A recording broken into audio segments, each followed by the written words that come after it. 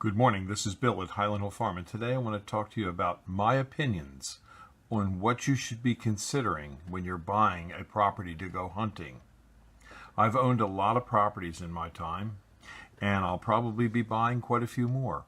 But one type of property that I have never bought is a hunting property. I never bought a property for recreational use. Never, ever, ever.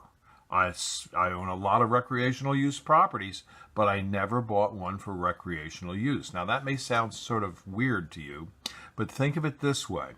If you buy a property and its sole use is for recreation, like you want to go hunting there and that's all you do on the property, and you keep everybody else out and you have a great time and you grow food plots and you're done with the property, and I would never do that.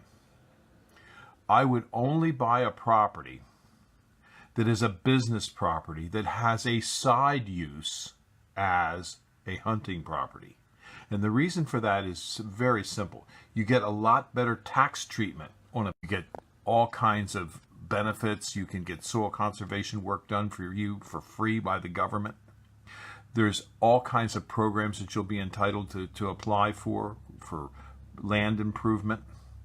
You might be able to set aside areas for like stream bank improvements.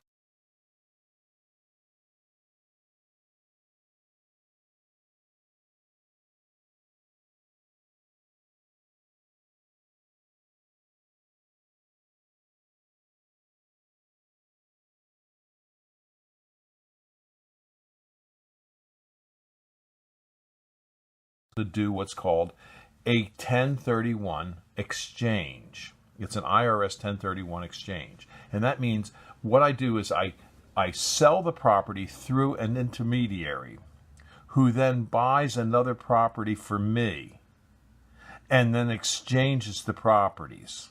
So at the end of the day, I just have exchanged a property, never selling a property.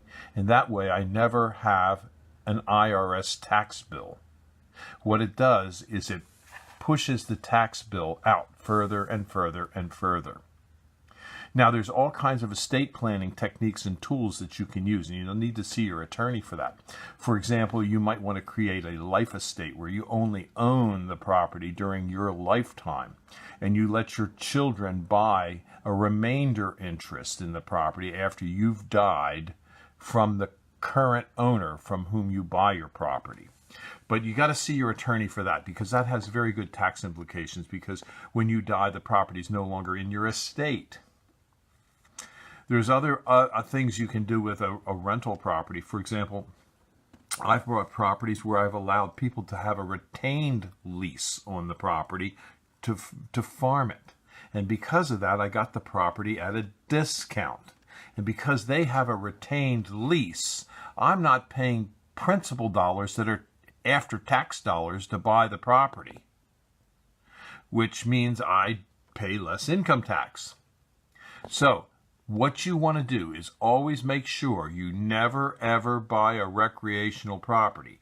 Always buy a property that can be a business property and have the auxiliary use of recreational opportunities for you.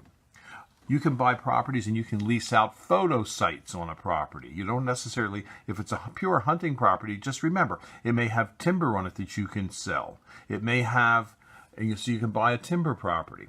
It may have mineral rights that you can sell. It may have arrowheads, Indian artifacts that you can let people go hunt and charge a fee for. It may have paleo rights. For example, there may be dinosaur bones on it that you can let people go dig up and charge them for. So don't just buy a recreational property. Think of it as an investment that can help save you tax dollars. And that, in effect, is the best way to buy one, in my opinion. But if you don't believe me, go to your attorney, go to your real estate agent, go to your accountant and find out the benefits of buying real estate that is actually an investment property over that of a recreational property. On my properties, I plant trees and shrubs, and as you can see, I have plenty of trees and shrubs out my office window, and we sell Christmas trees. If you plant a Christmas tree, it may take 9-10 years to get it up and running. But If you come to Highland Hill Farm, I'll tell you a way around that, because there is a way around that. What we do is we plant a tree called the green giant arborvitae. It's a very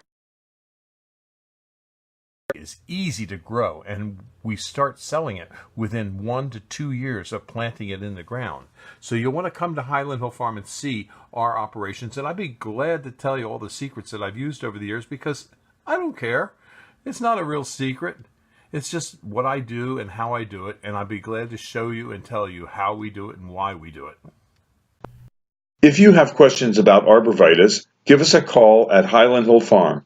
This is Bill. Our phone number is 215-651-8329. Thank you.